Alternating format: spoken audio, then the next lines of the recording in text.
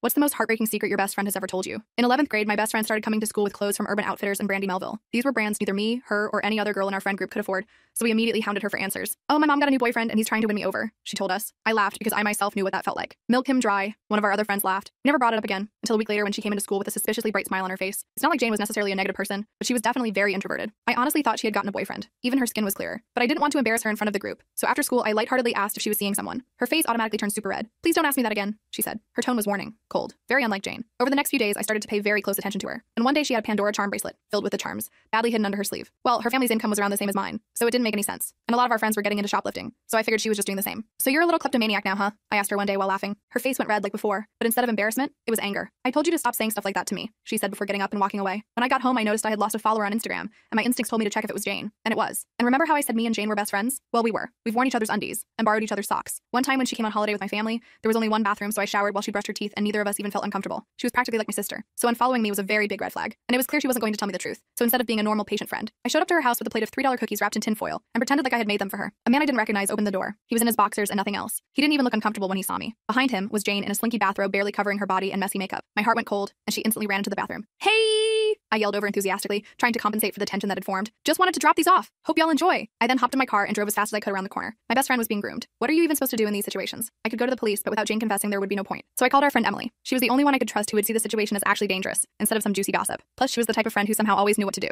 And this time was no different. She said we need to convince Jane that what is going on is very wrong, and she is being groomed. Well, at the end of the month, Emily was due to present a project in class about the dangers of the online world. She told me to trust her and try to win Jane's trust back in the meantime, so I did. The next day at school, Jane was super tense, and I could tell she was waiting to see if I'd bring it up. After she realized I wasn't, she acted warm to me. It was like old times. From there, I noticed that she stopped trying to hide her ever-growing collection of bougie jewelry, that she started wearing a locket every day that had a photo inside. It felt like Emily's presentation couldn't have come soon enough. She started off with cyberbullying and sharing passwords, so I had no idea where it was going, until she got to online grooming. She dedicated an entire slide to older people finding younger people, sending them money, and pretending like they loved them in order to receive favors. It was perfect because not only did the entire class gasp in disgust, but the teacher even chimed in to say how unacceptable this behavior was. The entire time I watched Jane like a hawk. I saw her slowly become more uncomfortable, bouncing her leg up and down super fast and biting all her fingernails off. I knew things were getting really good when she asked to go to the bathroom and ran off crying, because I knew it was for her own good. But as soon as lunch started, I got the text. Jane was spamming me asking me to meet her in the bathroom. I found her clutching her legs to her stomach in the cubicle. Her face was completely red and she couldn't even breathe. Michaela, I stroked her hair waiting for her to finally blurt it out. I'm pregnant. My jaw dropped. I pulled away from her slightly to see if she was joking. I couldn't even say the word stepdad, but she nodded anyway. I hugged her super tight and just reminded her that we were in this together. This made her loosen up a little. The rest of the full story is on my channel and linked below.